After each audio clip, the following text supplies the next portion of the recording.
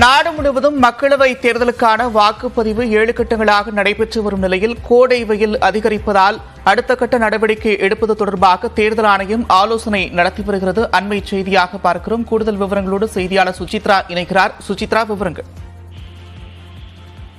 மக்களவை தேர்தலின் பொழுது நிலவும் வெப்பநிலையை சமாளிப்பதற்கு குறித்து தற்பொழுது முக்கிய ஆலோசனையை தேர்தல் ஆணையமானது நடத்தி வருகிறது.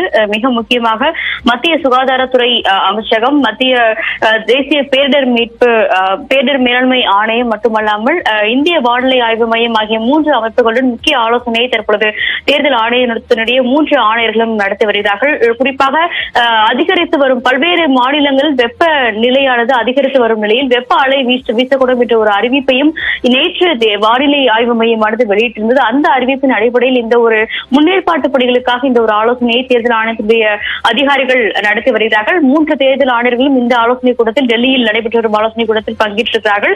வாக்குப்பதிவின் பொழுதும் மற்ற அந்த தேர்தல் சமயத்தின் பொழுதும் இந்த வெப்பநிலையை எவ்வாறு கையாள்வது, வாக்குச்சாவடிக்கு வரும் மக்களுக்கு தேவையான முன்னேற்பாடுகள் என்னென்ன செய்ய வேண்டும், வெப்ப அலையினுடைய தாக்கத்திலிருந்து அவர்களை பாதுகாப்பதற்கு தேவையான நடவடிக்கைகள் என்ன என்பது குறித்த ஒரு விரிவான ஆலோசனையை தற்பொழுது தேர்தல் ஆணையமானது நடத்தி வருகிறது. இந்த ஆலோசனைக்கு பிறகு மாநிலங்கள் மற்றும் யூனியன் பிரதேசங்களுக்கு முக்கிய ஒரு உத்தரவுகளையும் அறிவிப்புகளையும் தேர்தல் ஆணையம் இன்று மாலை பிறப்பிக்கும் என எதிர்பார்க்கப்படுகிறது.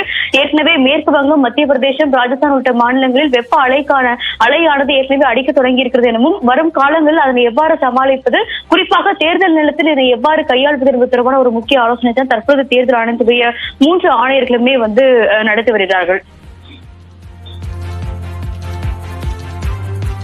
நன்றி சுசித்ரா, விரிவான விவரங்களுக்கு.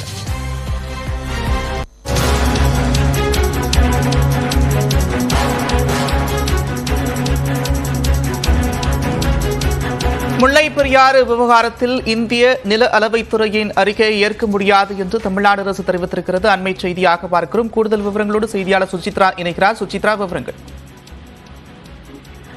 முல்லை பெரியாருடைய பகுதியில் வாகன நிறுத்துமிடம் கேரள அரசாங்கத்தால் கட்டப்பட்டுள்ள விவகாரத்தில் அந்த வாகன நிறுத்துமிடம் என்பது குத்தகைக்கு விடப்பட்ட நிலப்பகுதிகள் வரவில்லை என்ற ஒரு இந்திய நில அளவைத்துறையினுடைய அந்த ஆய்வறிக்கையை ஏற்க முடியாது என்ற ஒரு பதில் மனுவை தற்பொழுது உச்சநீதிமன்றத்தில் தமிழ்நாடு அரசாங்கமானது தாக்கல் செய்திருக்கிறது.